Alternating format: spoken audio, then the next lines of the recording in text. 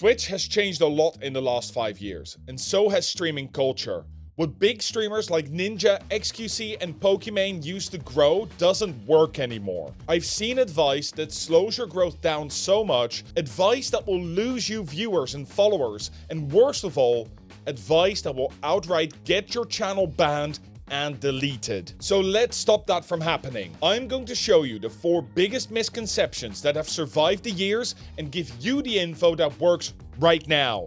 Oh, and if you really want to know what can get you banned, I'm going to full BuzzFeed and do that one last. Remember the days where all you could do to grow your channel was to network with other streamers? Build a little group of trusted people around you and then collaborate with them or larger streamers to grow? This used to be the way to grow your channel and the only way to reach a new viewership. It worked so well that it led to what I would call the global epiphany of live streaming on Twitch. Ninja playing Fortnite with Drake. Yeah, after that, Twitch took off and saw a huge increase in both users and streamers. The thing is, this worked great in 2017, when Ninja rose to fame. But nowadays, that isn't going to work anymore. You can see the reason for yourself, and I think you know it as well. The bar for quality content on Twitch was much lower back then, meaning that if you could get in with the right people, you could grow massively. Nowadays, people still focus on networking, but many streamers are doing this in a bad way, often literally opening a conversation with, "Hey, I can see you're a streamer. I'm a streamer too. Let's network." So much so that networking has become a word that gives you the ick when you are a content creator. Instead of thinking about that, we are going to focus on genuine interaction. That means going out there and watching different streamers. Start to engage with them and get to know them, their community, and make sure that their content is something that you enjoy and you think your community would enjoy. And if you don't like the vibes of that streamer or their community, then you just move on. It is okay to invest time in something and then at a later point realize this is not the right path for you to take or the right person for you to connect with. That is part of the process. But when you do find someone that you actually enjoy watching, then stick around. As you watch the streamer repeatedly, the other viewers will also start to recognize your name and will start interacting with you as well. You become part of their community. Now you are in the right place to contact a streamer, but don't do that in their Twitch chat. Send them a message on Discord, Twitch Whispers, or email and ask if they'd be up for a collab or something, but become acquainted with the streamer first. But that is still not going to be your main line to growth. Networking and collaborating with other streamers gets you in front of tens or hundreds possible new viewers, which is far too small to mainline your growth. What you need to do is create content on other platforms. Or do you? Well, yeah, you should. You definitely should. But the second piece of bad advice, and this is one I fell victim to and did wrong for almost a year, is to be on all socials you can get your hands on. Twitch, YouTube, TikTok, Twitter, Facebook, Instagram, Reddit, Snapchat. The list goes on. Yeah, eventually that may be the thing you want to do, but right now that is a bad idea because you, just like everybody else, only has 24 hours in a day. If you were going to try and make content for all those places, you are going to end up not making any at all. You are not a full-time content creator. And even if you are, you don't have a team to share the workload with. So start small, and I'm going to teach you exactly how. Plus, it just happens to be the easiest way to do this. Pick 2 platforms besides your live streaming platform. One for short-form content and one for long-form content. That's it. Then start making content that is specifically tailored to those channels. When you start making content somewhere, the first thing you want to do is learn and understand the platform and its audience. This is important because the culture can be very different from platform to platform. Simple example, someone who wants to see more of your content is a follower on Twitch, but a subscriber on YouTube. Imagine if I asked you here on YouTube to hit that follow button for more content like this, instead of asking you to click the subscribe button.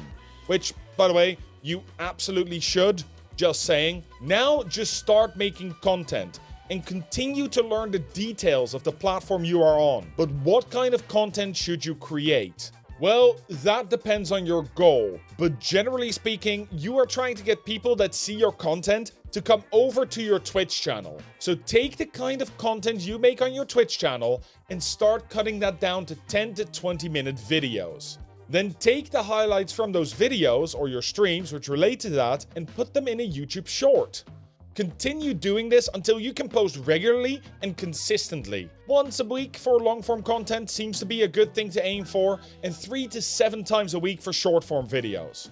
Once you've done this consistently for 3 to 6 months and have posted 50 to 100 shorts and about 30 long-form videos, you will see that your videos have become a lot better, and because of that, your content has become a lot better. Now you just need to keep doing this while also doing your full-time job and streaming at the same time. But how are you going to fit that all into your already busy schedule? You work 50 to 60 hours per week, you stream 5 to 6 times a week on top of that, and maybe you're even streaming 12 hours per day every single day. Well, stop that.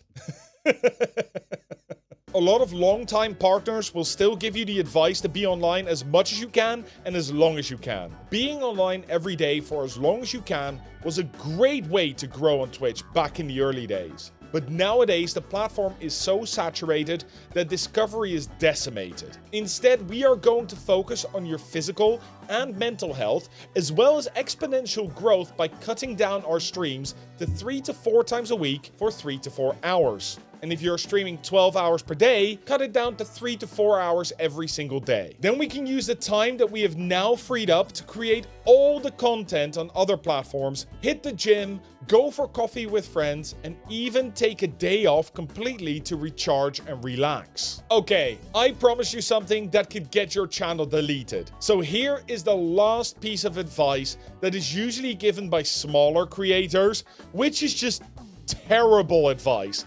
Absolutely horrendous. If you listen to popular music on stream, but you have your audio split so it isn't saved to your VOD, then it is okay, because Twitch can't give you a DMCA strike. Leaving aside the legal and moral implications about using music you don't have the rights to in your streams, if any copyrighted music is detected in your VODs, those portions of your VOD are automatically muted. And that includes the game, your voice, and everything else, meaning that your VOD is now completely inaccessible for you to make good clips or for your viewers to re-watch, because there's just a block of silence somewhere in the middle. If you continue to do this, or it is an egregious breach, then this could lead to your channel getting copyright or DMCA struck. If you receive 3 DMCA strikes, then your channel is banned and deleted. You don't want to work on growing your community for months or even years and then just have your channel bombarded into space, never to be seen again. Oh, and if you thought, but I split my stream audio and VOD track so Twitch can't track my music down on the VOD, then you would be wrong. Twitch has invested a lot of money and computing power in detecting music in your streams as copyrighted. And I've seen it happen that people received a notification on Twitch while they were live that they were DMCA struck. Plus, just because you are a small streamer doesn't mean you're safe. Just because larger streamers do it too, doesn't mean you can do it. Or so my mum told me when I tried to follow my friends off a bridge. So, what kind of music can you use on your streams? Well, first off, let's start by saying that you can't use a service like Spotify or Apple Music because you are paying for a user license, not a commercial license. You can listen to the music, but you're not allowed to rebroadcast it. But there are services specifically made for streamers. First, there's Epidemic Sound, who I've been using for my music and sound effects on this channel and my stream for over a year now. They have over 30,000 music tracks and 10,000 sound effects to choose from, and a monthly subscription is only $15 or £15. If you want to sign up and you want 1 month free, then check out the link down below. That is an affiliate link, so by using it, you would be helping the channel. Thank you. But there are also a few free services which you can use, such as Stream Beats by Harris Heller, Stream Tunes, and Stream Kitty, which provide DMCA-safe music for free, especially for streamers. Oh, and these you can use on Spotify. Often these creators also offer for you to download their music for a small fee or for free, so you can use them in your YouTube videos. Oh, and if you want to see something really cool, check out Infinite Album. AI-generated music which can automatically adapt to the mood of your games, such as going hype if you get a kill in Apex or Valorant, or going sad or angry when you get killed. It is an amazing piece of software from creators that I've been following since TwitchCon 2022. I got to speak to the chief technical officer there. They told me everything about their AI-generated music and how they trained their AI. And they have now been certified that all their training data and music is ethically sourced too. So that is pretty awesome. I'll leave a link to each of these in the description below. These misconceptions can really hold you back, but learning about them is the first step to growing your channel.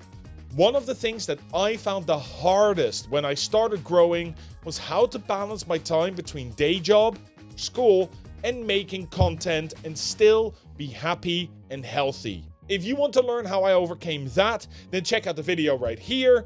And as always, stream better, stream smart.